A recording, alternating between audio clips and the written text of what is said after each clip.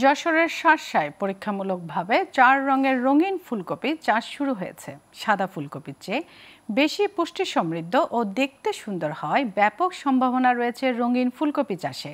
উৎপাদন খরচ তুলনামূলক কম হওয়ায় কৃষকরাও উৎসাহী হয়ে উঠছেন। বেনাপোল থেকে রাসেল ইসলামের তথ্য ও চিত্রে ডেস্ক রিপোর্ট।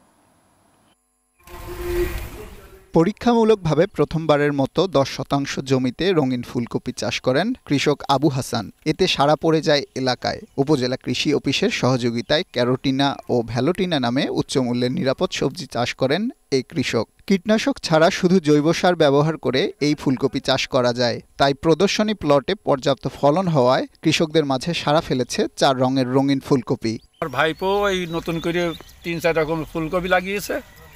এতে আমরা মাঠে চাষিরা ঘুরছি, দেখছি, আগামীবার আমরা করার নিয়ত আছে। আমার এক চাচা লাগাইছে রঙিন কপি, তাই দেখে আমরা উদ্যোগ নিচ্ছি সামনের বার লাগানোর জন্য। শার্শা কৃষি অফিস থেকে আমি বীজ চারা সংগ্রহ করি।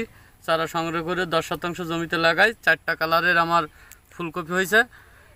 মোটামুটি ভালো, বাণিজ্যিকভাবে আমি ভালোই লাভ পাচ্ছি। এখন বর্তমান যে বিক্রি হচ্ছে তাতে ইনশাল্লাহ আমার ভালো একটা বেনিফিট থাকবে।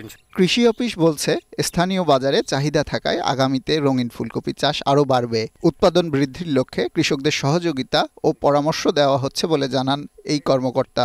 উদ্যোক্তা মোহাম্মদ আবু হাসান 20 শতক জমিতে রঙিন ফুলকপির আবাদ করেছেন। তিনি সম্পূর্ণ জৈবিক পদ্ধতিতে রঙিন ফুলকপির আবাদ করেছেন। সেখানে সেক্স ফেরোমন, ফাঁদ সহ বিভিন্ন জৈব বালানাশক ব্যবহার করেছেন এবং ভালো ফলন পেয়েছেন।